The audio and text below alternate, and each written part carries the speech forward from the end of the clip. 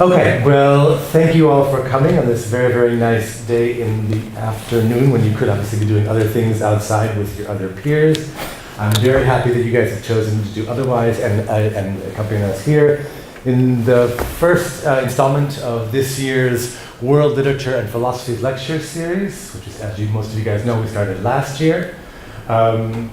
Today we are very, very fortunate to have Professor Dr. Artem Vorobiev here from the University of Oakland, helping us work on our Japanese literature. Professor Vorobiev is an expert on contemporary Japanese literature, and as you can see, he'll be focusing on Shibata Renzaburō's work today.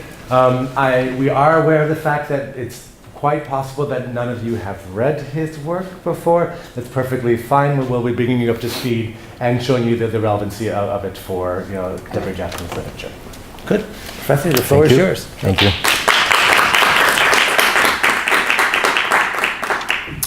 Thank you, everybody. And thank you all for coming. I feel very thankful and privileged because I'm sharing my research on Shibata Renzaburō. As Professor Atkinson had mentioned, most likely people here in the audience have not had the chance to read him. The simple reason is that he has not been translated into any of the Western languages to the best of my knowledge. So he's a purely, uniquely Japanese phenomenon. So hopefully, it is my hope that with this presentation will be a small step towards this author gaining some measure of recognition in Europe and in the Western world. He is very popular in Japan, or at least he used to be popular. Nowadays, most likely people would refer to him as old stuff. But the peak of his popularity was in the 1950s, 60s, and even 70s. Unfortunately, he died rather young.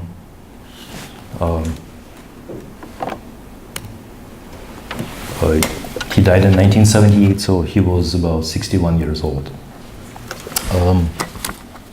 And his life and his work coincided with some of the most important and dramatic periods and dramatic shifts in the Japanese history of the 20th century, such as the decline, the waning of the Taisho democracy, the militarization of Japan and the increased role of the Japanese army in the governance, the Second World War, in which unwillingly he had to take part, and the subsequent defeat and occupation by the US. And then he was witness to the following restructuring of the Japanese society along the more democratic lines, the Korean War, and then the Japanese economic miracle of the 1960s. So one way or another, a lot of these issues, these themes, found their reflection in his work. And it is important to start with defining some of the terminology. So Shibata Renzaburō belongs to what in Japan is called Taishu Bungaku, that is popular literature. And well, the name is kind of self-evident. It's the literature intended for mass consumption, intended for the masses.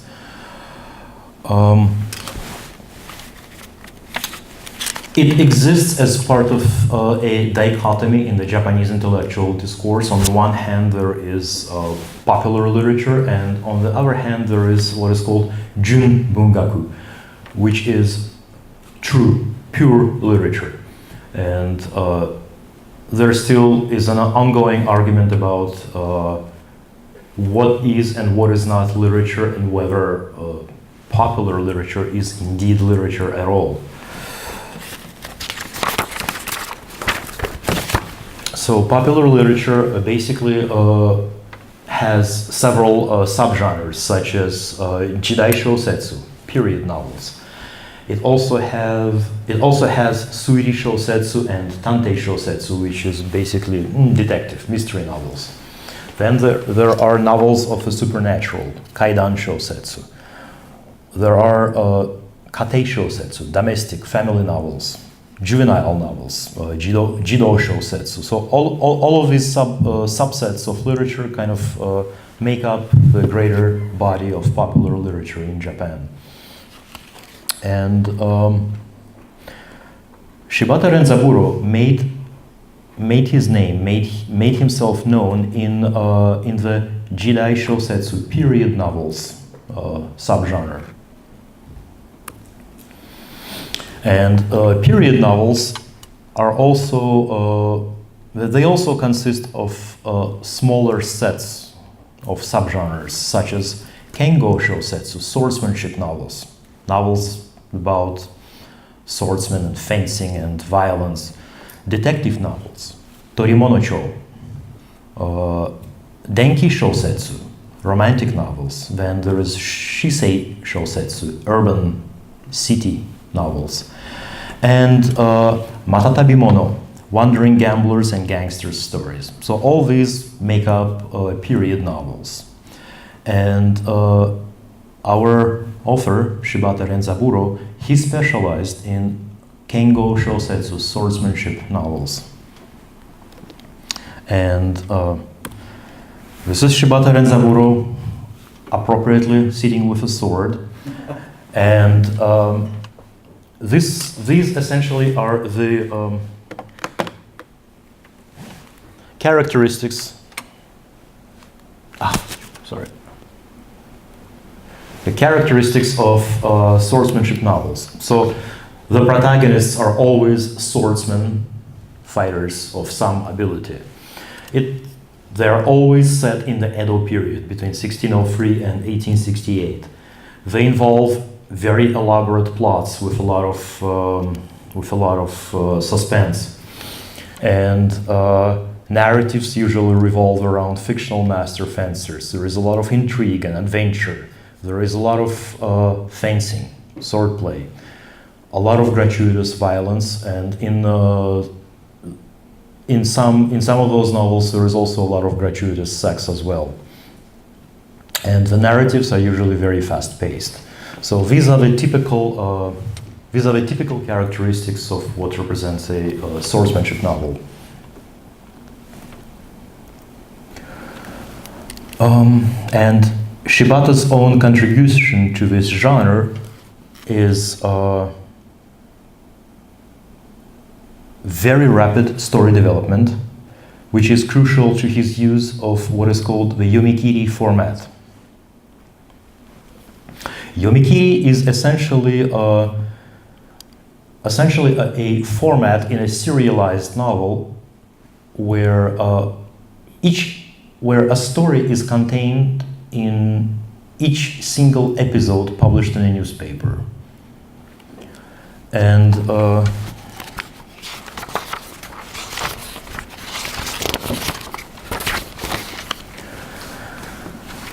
so it makes for a much easier and faster reading, especially since it's intended for mass audience, people who are not necessarily super educated.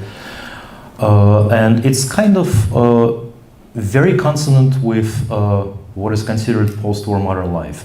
Basically, a lot of it was meant for consumption on the trains while commuting to and from work. So Shibata made very good use of this yomikiri format. His stories are fast, self-contained, while at the same time contributing to the greater sense of overall novel that would be serialized over a period of time. He involved what is called takara sagashi, treasure hunt. So basically it's some kind of a device that is that gives an impetus to the entire episode, hunting for some kind of a treasure or resolving some kind of a riddle. Shibata himself said, when a takara sagashi element is included, it makes it both interesting to the reader and easy to write. Then there is an element called donden gaeshi, or unexpected twist. So it's since most of this kind of literature would be mystery or adventure literature, obviously unexpected twists would be expected.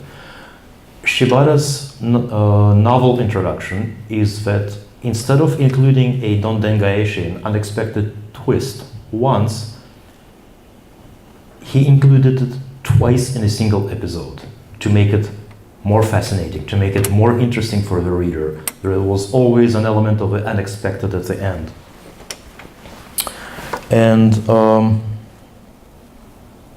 the most important thing that made Shibata's literature of interest and fascinating to the readers of the time was the protagonist's fatalism, that unmeikan or shukumeikan, this feeling of doom and gloom on the protagonist's part. We will get to that later, but this is just a listing of things that Shibata introduced into the Kengo Shousetsu genre. So there is an element of psychological depth to the protagonist that is completely missing, lacking from previous Jidai Shousetsu narratives. So the typical Jidai Shousetsu, typical period novels before, were known for protagonists that had a reputation essentially for crushing the strong and helping the weak, being fervently dutiful and sensitive to human feelings. And in addition to one previous writer, Nakazato Kaizan, who kind of broke that mold, Shibata essentially broke that mold even further with his protagonists in his novels. Well, before we can continue with our discussion of his literature, I think a look at his life overall would provide a better context. So, Shibata Renzaburō was born on March 26 in 1917 in Okayama Prefecture. He lost his father when he was 3 years old. So he was raised by his mother and even more so by his grandmother.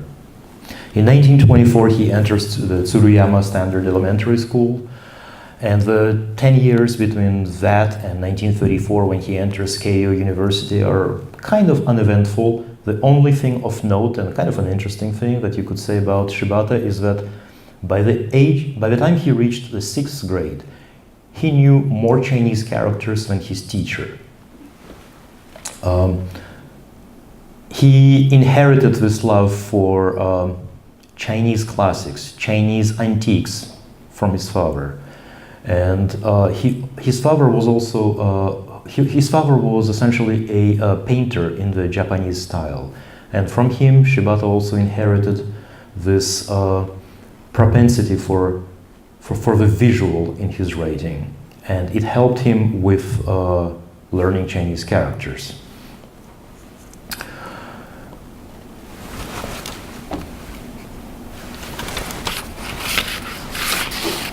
In 1934, Shibata enters Keio University, Department of Literature. He studies Chinese literature in the Chinese literature section. At first, he entered the Department of Medicine, but half a year later, he was so fed up with medical studies that he switched to literature. It was only under family pressure that he just decided to apply to medicine. And while at Keio University, he started publishing in students' literary magazines such as Isu, Chair, that was one of the magazines that he published in. And 1938 is kind of a pivotal, not pivotal, but an important year, because that was when his Shoujo Saku, his virgin piece, was published in Mitabungaku. Mitabungaku was a university literary journal, specifically Keio University journal. And publishing there was essentially an opening along the path of prestige and professional writing. In 1938, Shibata's story, Juen Shihei, was published in Mita Bungaku. And that story is due to a tuberculosis scare that he experienced in 1938. So one morning he was brushing his teeth and suddenly he was overcome with nausea and started vomiting blood into the sink. And he thought that this was it. And back in 1938, tuberculosis was tantamount to a death sentence. His uncle, in whose house Shibata was living, was a doctor in a TB, in a tuberculosis ward at a local hospital, and Shibata kept hearing about and seeing people who were essentially dying all the time. So he was absolutely sure that this was going to be his way to go. He decided to keep it quiet, and in his despair, he turned to literature, and this despair enabled him to write this story, Juen Shihei. Juen Shihei means 10 yen banknote. And in this story, the protagonist, having been diagnosed with tuberculosis, comes home from Tokyo essentially to die. And he, while walking aimlessly around his hometown, he encounters a local intellectually disabled boy, and he teases him and offers him 10 yen in exchange for the boy's licking excrement, licking feces. So the protagonist is so miserable, he torments and tortures everybody around him. His mother, his sister-in-law, and it all culminates in this this cruelty towards a boy. So, and 10 yen back in 1938 was not a small amount of money. A college graduate at the time could expect to have a salary of about 70 yen. So 10 yen would be 1/7 of a graduate's salary. For a boy from an impoverished rural household, this was a fortune. And Tokubei, the boy in Juen Shihei, the character, is actually based on a real life person whom Shibata knew in his hometown. They were actually friends. Of course, in real life, Shibata never did anything like that. They were friends, and Shibata always wrote of him with tenderness. He said he was the only friend I knew back home. 1942. Well, 1942 is indeed a pivotal year in Shibata's life. He is drafted into the Imperial Japanese Army. The World War II is in full swing. Japan is engaged in the war against the US in the Pacific. And the army needs cannon fodder. One day, Shibata receives a single sheet of pink paper, which is the army draft summons. And he said, "With that single sheet of paper, with the draft summons, the era of my youth came to a complete end." He is conscripted into, he was drafted into the 84th Sagamihara Heavy Artillery Regiment. And at the time, the Japanese Imperial Army was known for extreme cruelty in its ranks. Beatings were an everyday occurrence. And of course, anyone who intellectually or in any other way stood out from the ranks was subject to even greater cruelty.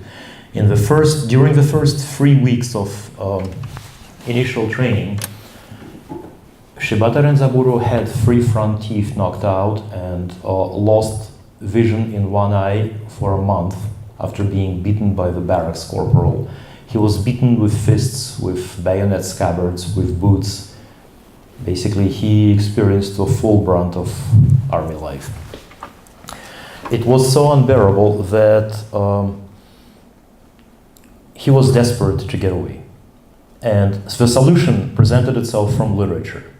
He took as an inspiration the 1928 story by Yoshikawa Eiji, 'The Soy Gamble.'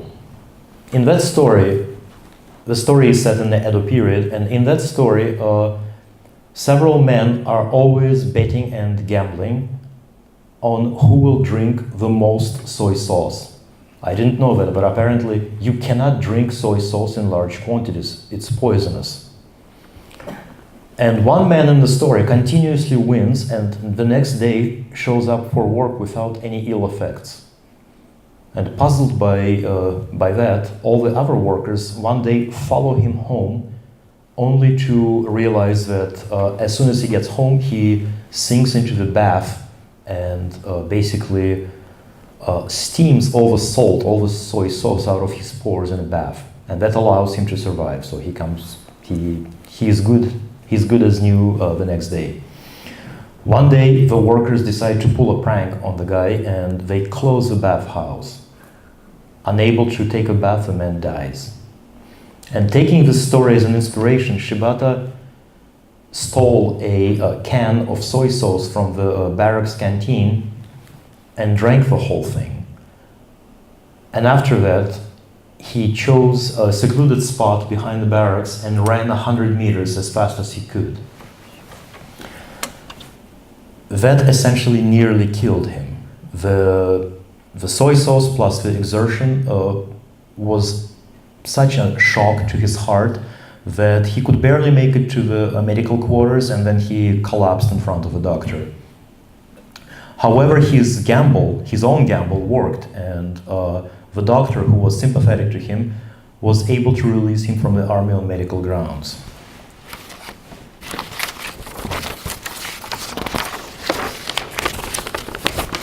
So for about 2-3 years, Shibata thought he was free and thought that he got away. However, this was not to be. In 1945, the army knew they were losing the war. And by 1945, all the people who have kind of fallen through the cracks and were able to avoid conscription for whatever reasons were fair game again. So in 1945, Shibata was conscripted again. And this time he was absolutely sure that he was going to die.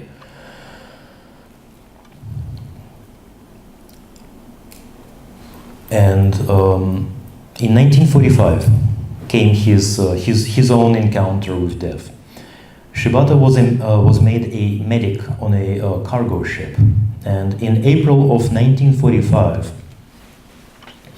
his 7,000 ton cargo vessel, bound for the Halmahera Islands out of Taiwan, was torpedoed and sunk by an American submarine in the middle of the night in the Bashi Strait between Taiwan and the Philippines.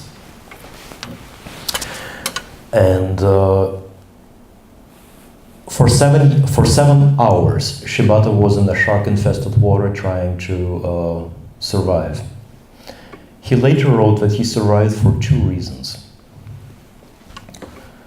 One reason was that when the torpedo struck the ship, in the ensuing chaos and in the panic, he woke up and he was looking for his glasses. It was basically a somnambular reaction.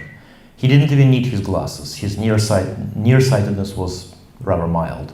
But he started looking for his glasses, and that delayed him. And he was still in his cabin when an officer found him and yelled, "We're going down, we gotta jump into the sea. Make sure when you jump into the sea, make sure you cover and cup your balls, otherwise the impact of hitting the water will kill you." So Shibata did as he was told, and he survived the impact of jumping into the water from the upraised prow of the ship, which by the time he was jumping reached the story of the height of 10 stories. And for 7 hours, as I mentioned, he had to survive staying afloat in the water. The second reason he survived was his ability to chase all thoughts of family, all thoughts of Japan and home from his mind and reach a blank state. So this is what he wrote. Having chased away all thoughts of everything I left in Japan, I was in a state of true nothingness. My studies of literature were what allowed me to do that. It was Lermontov, Mérimée, and l'Isle-Adam that saved my life. That is, strange though this may sound, there is no doubt that it was through this sense of nothingness I had learned from the works left by these writers that I was able to keep my exhaustion to the minimum. And his choice of words in this description is kind of important because it is this sense of nothingness that he was able to reach in his mind and in his heart in the water is precisely what later became the defining characteristic of his most famous protagonist in his most famous novel, Nemuri Kyoshiro series. So later on, right, so the word that he's using is this kyomu,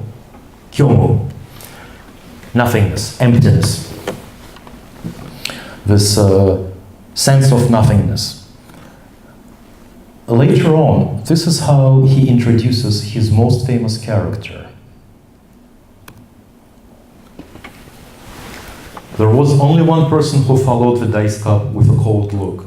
It was a Ronin, masterless samurai, in a casually worn black habutaya silk kimono, who had been leaning against a wall since a little while ago without taking part in the gambling. He possessed a set of deeply chiseled features which betrayed just a hint of foreign blood, and somehow had about him a look of dejected emptiness. Kyomu. He looked to be under 30. So it is really very difficult to not make a connection between Shibata's experience in the water, in the Pacific Ocean, this ability to reach a blank state of mind, and the later character who is continuously in that state of mind, in this blank nothingness kind of state of mind.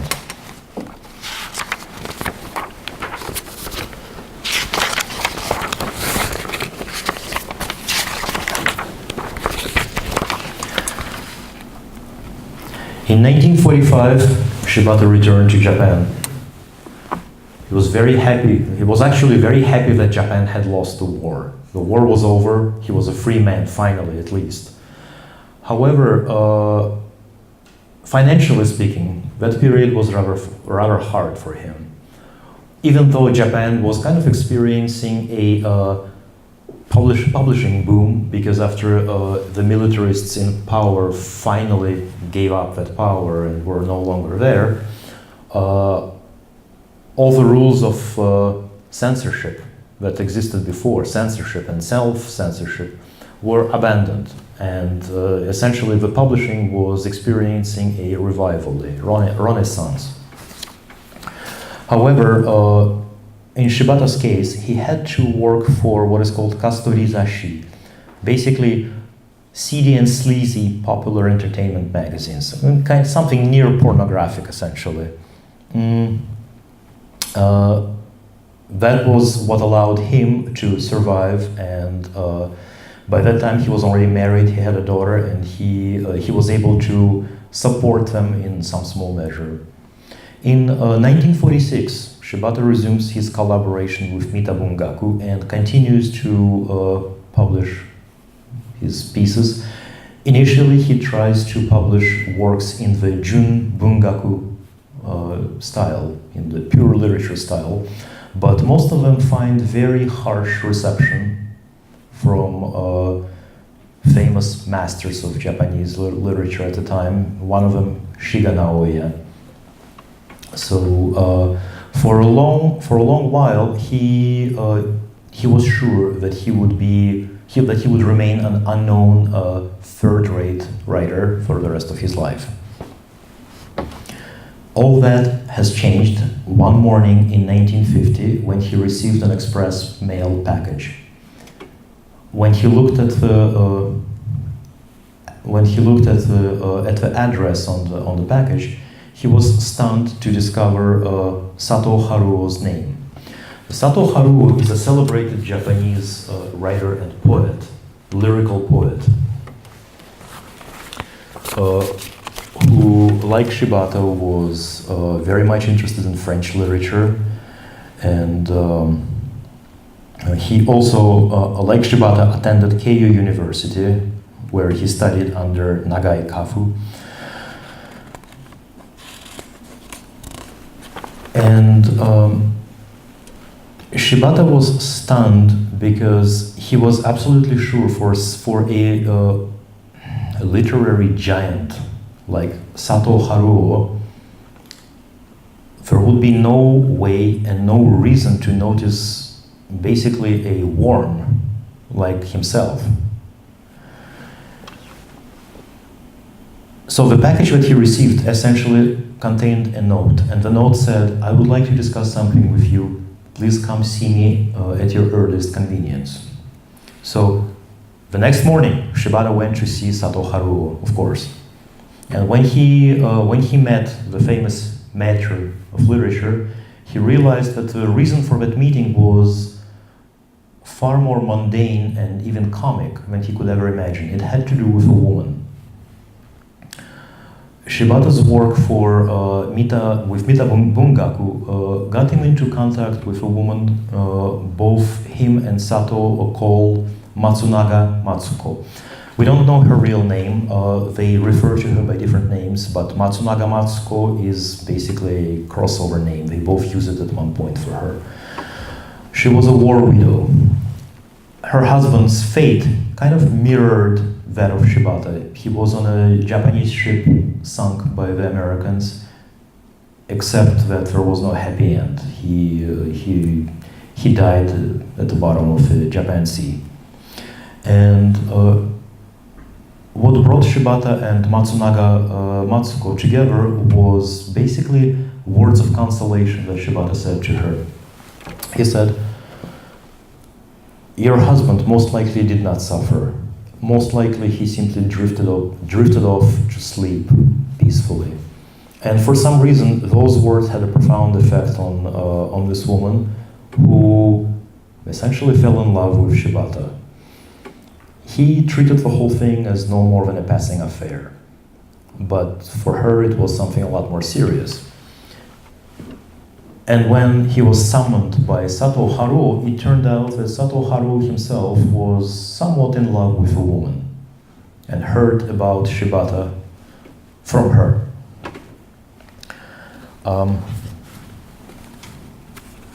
And Shibata wrote, "I felt that the moment Sensei had said that he had only been allowed a single kiss without being allowed anything else, he had ceased to be Sato Haruo, the great poet, and had come down next to me as just an old man driven mad by lust." However, despite this ill-fated romantic interest on Sato Haruo's part, he did have one more thing to say to Shibata. And he basically urged him to write a piece, a good piece, that he, Sato Haruo, would introduce to the Japanese literary world and back with his own name. Needless to say that Shibata jumped at the opportunity. And so in 1951, after about a month of very hard work, he came up with Death Mask, which was a manuscript of about 100 pages. He brought it back to Sato Haruo, received some instructions, some suggestions and recommendations, reworked the piece, and very soon that piece was published in Mita Bungaku and was nominated for the Akutagawa Prize. And Sato Haruo, who was on the board, he was a member of the Akutagawa Prize committee, pushed very hard for it to be accepted and to be given the prize. He was not successful. However, the fact that Sato Haruo interceded on Shibata's behalf was enough to essentially bring Shibata out of the shadows. And in 1952, his second story, Iesu no Sue, The Sign of Jesus, was nominated for the 26th Naoki Prize for that same year. And together with another writer, Hisao Juran, Shibata shared the 26th Naoki Prize for 1952.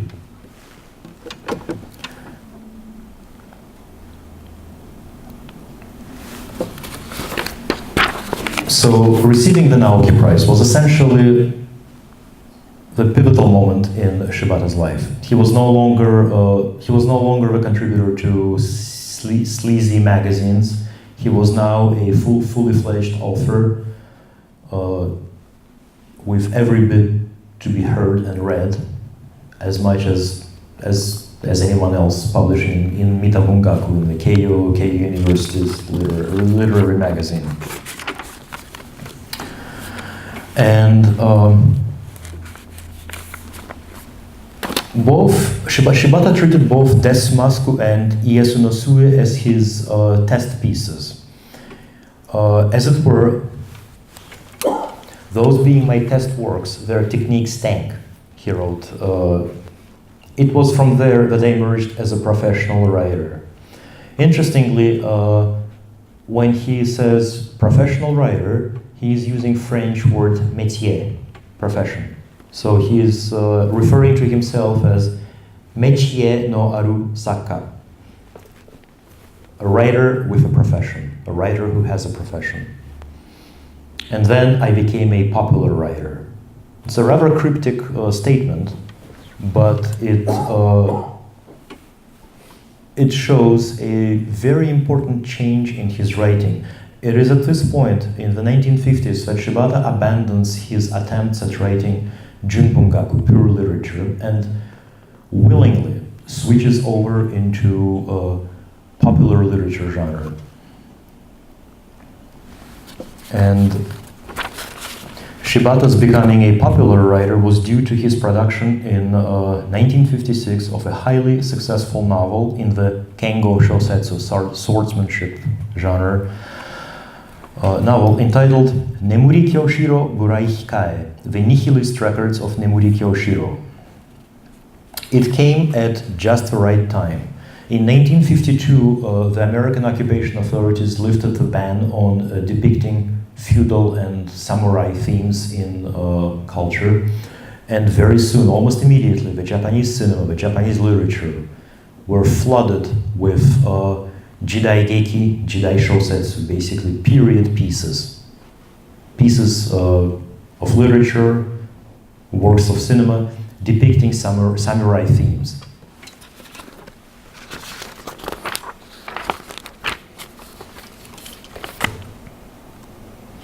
So in May 1956, Shibata's Nemuri Kyoshiro Burai Hikae was published in Shukan Shincho, a literary magazine.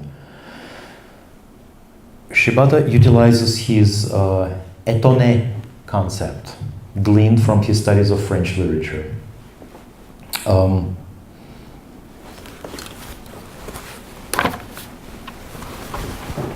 Essentially, it becomes this word étonné, to surprise, to shock someone, becomes the quintessential characteristic of his writing.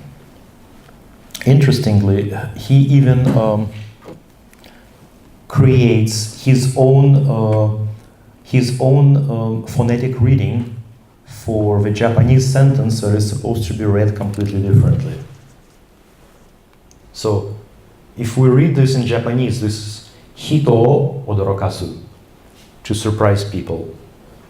But very frequently in Japanese, you put what is called furigana on top of the Chinese characters to show the phonetic reading, in case somebody does not know the reading of a character.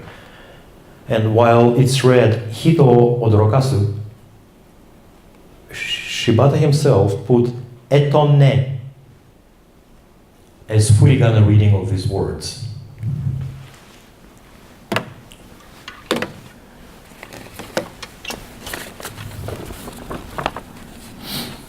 And the essence of this étonné concept was a certain aristocratic disdain for social conventions, willingness to shock, and stoic indifference to one's own fate.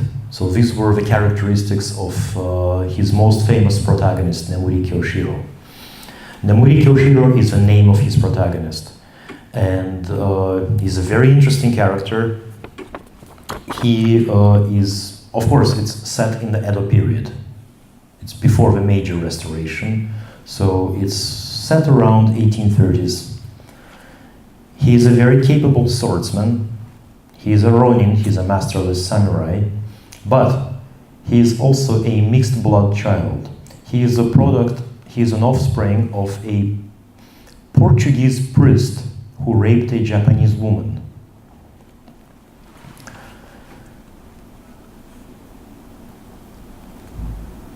His mother is a Japanese Christian who raised him to be a Christian himself. She raised him Catholic, but he is a Christian apostate. He rejects Christianity for its lies and its hypocrisy. And his own father, the Portuguese priest with the name Juan Hernandez, is arrested by the Japanese authorities, tortured, and is forced to give up his Christian beliefs. And the shock of that is so powerful that his father essentially abandons Christianity in his mind and in his heart and turns to worshiping the devil. The premise, of course, is kind of laughable. We're talking about the Edo period with its self-imposed isolation, and yet Shibata has this sinister black-clad figure of Juan Hernandez roaming the streets of Japan, abandoning young women and sacrificing them to the devil. So it requires a certain suspension of disbelief to read this stuff. However, what is interesting about this is the mixed blood connection. Shibata himself wrote that he made Nemuri Kyoshiro a child of mixed blood because he was mindful of how many mixed blood children, products of the American occupation, were roaming the streets of Japan and how pitiful and miserable their existence was.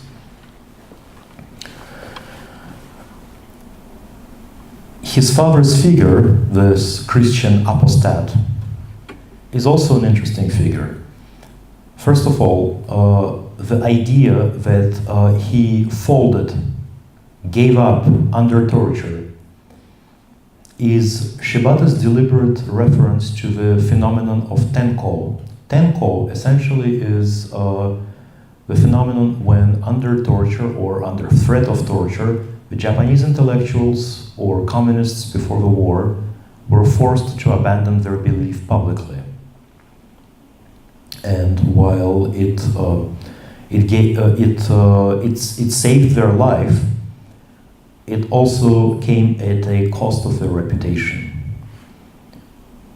So Shibata essentially made a gamble that this notion of tenko would be recognizable in the figure of Juan Hernandez, in Nemuri Kyoshiro's father. And another interesting connection is to Endo Shusaku, who was Shibata's friend. And there is evidence that when Shibata was beginning to write Nemuri Kyoshiro, he consulted Endo and asked him what, in Endo's opinion, the character should be like. And Endo Shusaku, who himself was a Catholic, said, "Why don't you make him a hidden Christian?" So apparently these words struck a chord with Shibata, and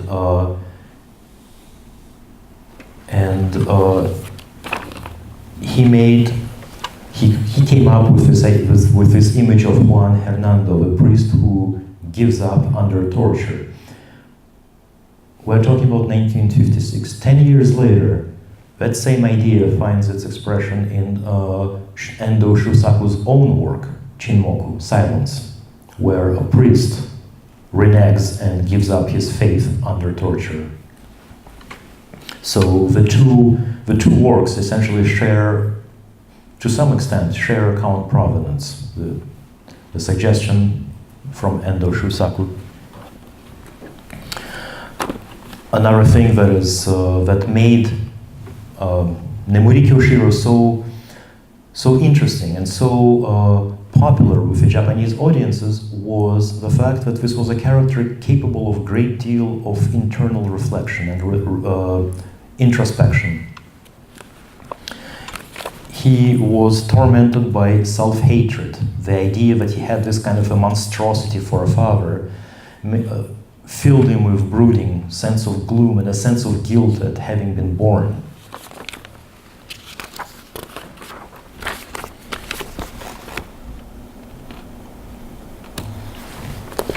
Interestingly, when Shibata was asked who was the best actor to represent Nemuri Kyoshiro, he said Ichikawa Raizo. His reasoning was rather macabre. So this is the actor. The black and white picture is the Ichikawa Raizo, and the color picture is him in Nemuri Kyoshiro's role. Shibata said, when Raizo was first performing Kyoshiro, there was some sweetness about him. But as the hour of his own death was approaching, Ichikawa Raizo died of cancer in 1969 while filming Nemuri Kyoshiro. There appeared ghastliness in the Kyoshiro that was being performed. In short, he was becoming even more like Kyoshiro. Looking at it made me cringe. So for Kyoshiro, in short, no matter how hard a healthy person might try performing him, he will not become Kyoshiro. So for Shibata, the image of Kyoshiro is somebody who is essentially psychologically twisted, tormented, to the point of being sick. And Ichikawa Raizo, who was dying of cancer, was, in Shibata's mind, the perfect candidate. When Nemuri Kyoshiro was published, essentially, together with a couple other pieces by other writers, it produced the effect of a bomb. It was that popular. Shibata was flooded with letters from fans. No less than 5 movie companies requested the rights to make his novel into movie. And overall, the entire Nemuri Kyoshiro venture proved to be incredibly financially lucrative for Shibata. He was under tremendous pressure when writing in the Yomikiri format. Remember that format where an entire episode is contained in a single installment in a newspaper or in a magazine. It was extremely difficult to write for Shibata, and many times he would fight the publisher, Saito Juichi, who commissioned that work. He would fight him. They would yell and scream at each other in Saito's office in Shukan Shincho, because Saito knew that with Nemuri Kyoshiro, the publishing house essentially struck gold. It was the goose that laid the golden egg. For Shibata, writing this was torture. It was week after week for many, many years, and every week he had to come up with a new installment, and that installment had to contain a new plot, a new storyline with a new twist and a new resolution. Overall, the Nemuri Kyoshiro venture continued from 1956 to 1975. And 7 Nemuri Kyoshiro series were published. Nemuri Kyoshiro Burai Hikae, Nemuri Kyoshiro Doppoko, Nemuri Kyoshiro Sappojo, and so on. And of course, there is an interesting shift in the character itself as a novel, as the character progresses through the years. Essentially,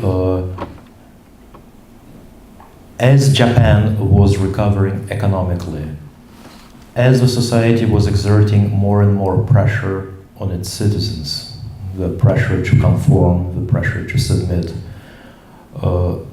Nemuri Kyoshiro grew more and more fatalistic, more and more obsessed with his own sense of doom and gloom, and more and more nihilistic. Nemuri Kyoshiro is also a character that Shibata imbues with aspects of dandyism. The aspects of dandyism that he gleaned from reading French literature. Interestingly, Shibata himself did not speak a word of French, and he says so straightforwardly. But there is evidence that he had unconventional type of access to French literature. One is Endo Shosaku. After Endo Shosaku came back to Japan with ruined health from France, essentially Shibata, who was in a slightly better position financially, hired Endo to translate previously untranslated works of French literature for him, basically for his own edification and enlightenment. And for a while, for Endo Shosaku, that job was what sustained him. Also, it's important to remember that Shibata's own brother-in-law was Saito Isoo, who was a very well-known Japanese translator of French literature, especially Baudelaire, for whom Shibata had tremendous love and respect. And it would be unwise to simply to discount the possibility that Shibata could have unfettered access to French literature that most of the Japanese readership would not have at the time. And in any case, with Shibata's love for Baudelaire, Baudelaire's complete collected works were published in 1954 anyway. So Kyoshiro is what we call a dandy in the true Brummelian sense of the word.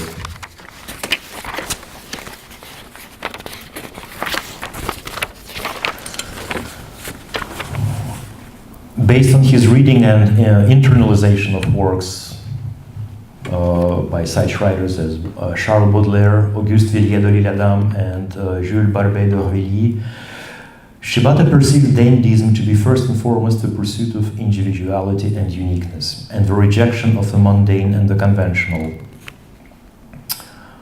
Dandyism, Shibata wrote, means demonstrating one's true worth through the pursuit of originality that strictly guards against resemblance to others. And this figure of Nemuri Kyoshiro conforms to the model set by a man Shibata admired, Georges Beaubrumel, the famous English 19th century dandy and socialite. So Nemuri Kyoshiro's image is simplicity itself, kind of bordering on austerity. And Shibata's description of Kyoshiro is minimalist. He describes him as a figure casually dressed in black. And it's an understated visual counterpart to Nemuri Kyoshiro's face, imbued with this kyomu, with this emptiness. And Shibata's behavior, what he calls my own unsocial behavior that got him into trouble in the army, or any time he crossed paths with authority, was in fact his own internalization of dandyism, a result of his own search for uniqueness and individualism. And those were the traits that he passed to Nemuri Kyoshiro, his literary offspring.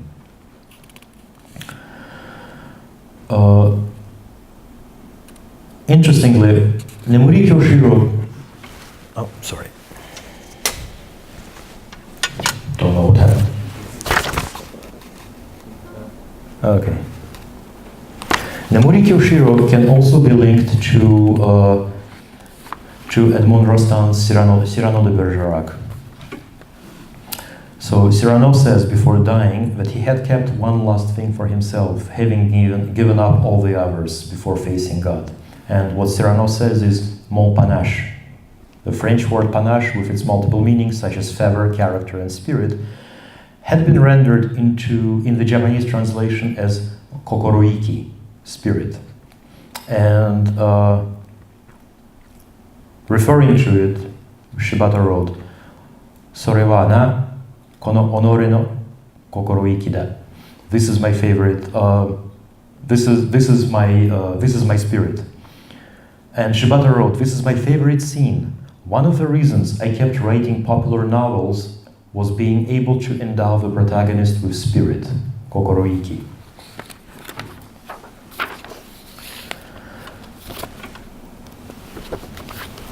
So, as I had mentioned, the Nemuri Kyoshiro series proved exceptionally successful. They were very popular, they brought Shibata a lot of money, and essentially he became a professional writer because he was able to write and make a living out of it. There are several important factors that contributed to that success. One of them is the renaissance in magazine production in the 1950s. So, on February 19th, 1956, the first issue of Shukan Shincho was published. And that marked a new trend in the Japanese publishing industry. That is, the Japanese literary magazines were now backed by major book publishers. I'm sorry, by major newspaper publishers. And this proved to be very effective, and within a short time, the weekly magazine circulation in Japan reached 12 million copies. And magazine stands appeared everywhere, including storefronts and pharmacies. Affordability. These magazines were cheap. This period was known as the Sanjuan Bunka Jidai, the period of 30 yen cultures. So each issue essentially cost 30 yen. It was very affordable, even workers could buy them and enjoy an adventure story in a train on the way to work. It had a lot of contemporary significance, and I'm speaking specifically about Shibata Renzaburo's literature. Even though he writes in the Jidai Shosetsu genre, in the period, he writes period novels, everything is set in the Edo period, we have to keep in mind that the writer's consciousness is inevitably linked to the surrounding reality, and the awareness of that reality, willingly or unwillingly, seeps into their writing, even when it's set in the Middle Ages. And Shibata's writing was intended as a way of commenting and critiquing on the outside reality of the post-war Japan, even though nominally, on the surface, it was set in the Edo period.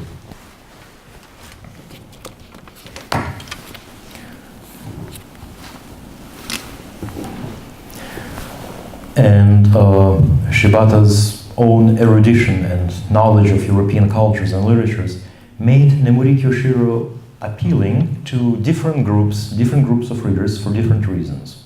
For instance, Japan, that was flooded with demobilized soldiers after the war, was full of these uprooted urban males, and they could identify with Nemuri Kyoshiro's loneliness and his sense of gloom and despair. As Japan underwent a series of rapid economic changes and was experiencing this economic miracle of the 1950s and the 1960s, the new caste of salarymen was facing unbearable odds at work, unbearable deadlines, unbearable pressures to perform, and they could find solace in the speed and agility with which Nemuri Kyoshiro resolved his challenges in each episode in Shukan Shincho. Nemuri Kyoshiro also proved incredibly popular with women, essentially because Shibata took what was known to be a European modernist hero imbued with self-reflection, feelings of gloom, feeling of self-hatred and self-loathing, feeling of guilt at having been born, and transplanted that hero into the Japanese reality. In the eyes of many a female reader, this was a new type of romantic hero. And of course, Nemuri Kyoshiro's own swordsmanship was not only attractive to the readers, because the hero was essentially invincible, but also it was a nice technical device for sustaining the novel. Even though Shibata was planning to kill Nemuri Kyoshiro after 20 episodes, Saito Juichi would not allow that. And so he had to continue writing, and kept writing until 1975. Interestingly, in 1975, Nemuri Kyoshiro gives way to another nihilist hero, also a product of Shibata's writing, but the two are very different. In 1975, in one of the last series, Nemuri Kyoshiro boards a ship bound for Taiwan, and that ship is attacked by the British East India Company ship and sunk. And at that point, the Japanese readers lose all track of Nemuri Kyoshiro. We later learn that he is unscathed in Taiwan, but that is the last thing we know.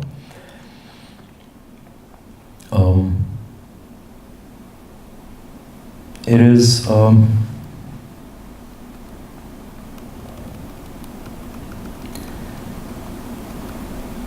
it is very interesting that Professor Morisato chose this picture for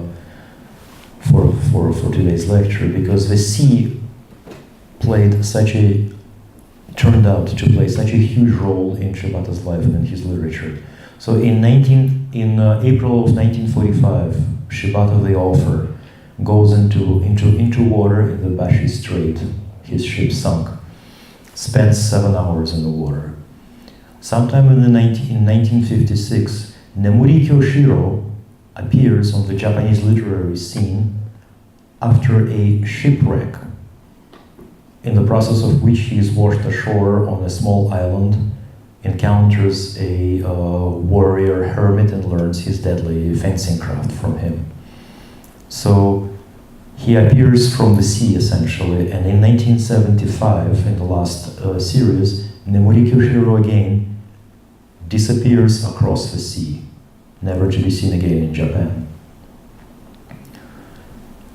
And as I had mentioned before, Nemuri Kyoshiro gives way to another literary character, which is very different. Also nihilist, also an able and great swordsman, but Gokinin Zankuro, as is his name, in an ironic twist, is essentially under the heel of his mother. And his mother makes him work and makes him take all kinds of unsavory, shady work that involve fighting and cutting people down, simply because she is a great gourmet and wants to eat delicious stuff. And it is difficult not to make that connection between the resurgence of the Japanese economy and this Japanese economic miracle, it is difficult not to see that as synonymous with this image of overbearing mother that keeps her rebellious offspring under heel. But of course, Gokinin Zankuro would be a subject of a different lecture. So thank you for your attention.